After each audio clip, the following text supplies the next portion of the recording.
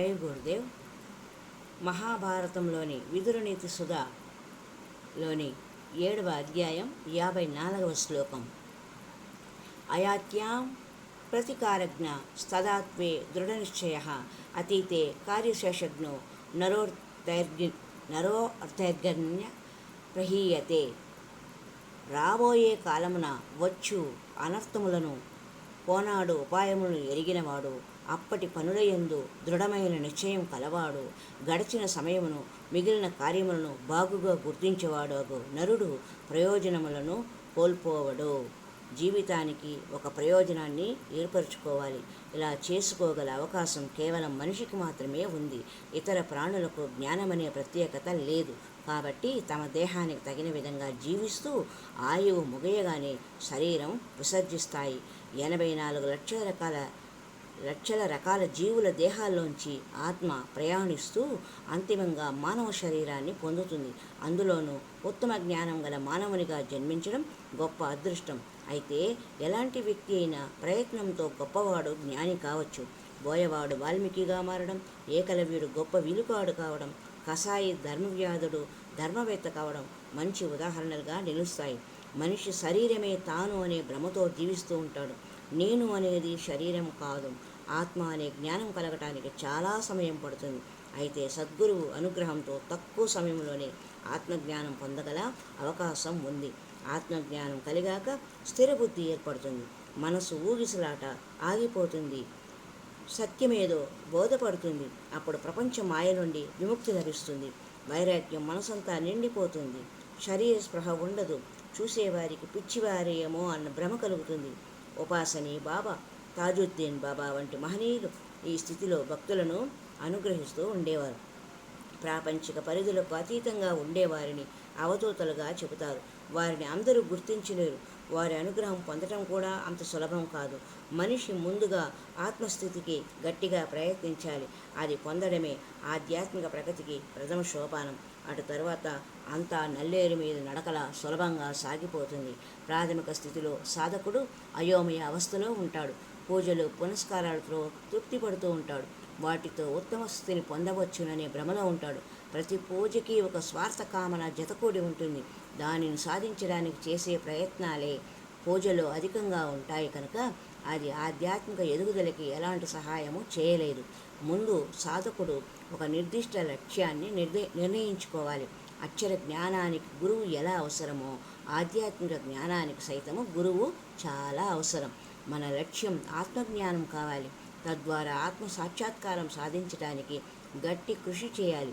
అదే అంతిమ గమ్యంగా భావించాలి. విదురుడు లౌకిక పారలౌకిక లక్ష్య సాధన గురించి చేస్తున్న అనేక అద్భుత విశ్లేషణల్లో ఇది ఒకటి. కొన్ని అనర్థాలు అనుకోకుండా అకస్మాత్తుగా వచ్చి పడతాయి. కొన్ని రాబోయే కాలంలో చోటు చేసుకునే అనర్థాలు ఉంటాయి. వాటి సూచనలు మనకు తెలుస్తాయి. వాటిని ముందుగా గుర్తించి తప్పించుకునే ఉపాయాలు ఉపయోగించుకోవాలి. కౌరవులు చేసిన దురాఘాతాల ఫలితాలు పరిపక్వ దశ కోసం ఎదురు చూస్తూ ఉన్నాయి. అవి ఎంత తీవ్రంగా ఉంటాయో మహాత్ముడైన విదురుడికి తెలుసు. అందువల్ల చేదు మాత్ర చక్కెర పూతలాగా ఎంతో మర్మంగా మనసుకు హత్తుకునేలా ధృతరాష్ట్రుడికి బోధిస్తున్నాడని మనము గ్రహించాలి. చేయదగిన పనుల పట్ల దృఢ నిశ్చయం ఉండాలి. లేకపోతే కార్యము సఫలం కాదు. ఎప్పుడైతే మనం దృఢ నిశ్చయంతో పనికి పూనుకుంటామో ఎక్కడ అలసత్వం చూపటం జరగదు. ఎంతో శ్రద్ధాశక్తులతో విజయవంతంగా కార్యనిర్వహణ ముగిస్తాము. ఫలితాలు మనకు ఎంతో సంతోషాన్ని సంతృప్తిని కలిగిస్తాయి. గత కాలంలో కొన్ని పనులు అసంపూర్ణంగా మిగిలిపోవచ్చు. వాటిని కొనసాగించి పూర్తి చేయాలి. అందుకు కూడా దృఢ నిశ్చయం ఉండాలి. ఏ పని ప్రారంభించినా దానిని పూర్తి చేసే వరకు విశ్రమించకూడదు. అదే ధ్యాసలో ఉండాలి. ఇది ఆధ్యాత్మికతకు వర్తిస్తుంది.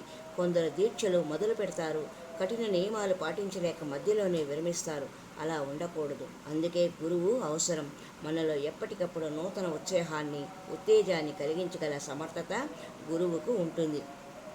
గురు శిష్యులది ఆత్మానుబంధం, ప్రాపంచిక సంబంధం కాదు.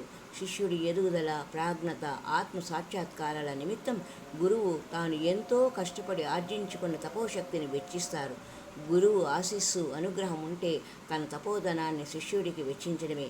గురువు పరమాత్మతో అనుబంధం కలిగి అనుక్షణం దైవశక్తిని ఆత్మలో నింపుకుంటూ ఉంటాడు.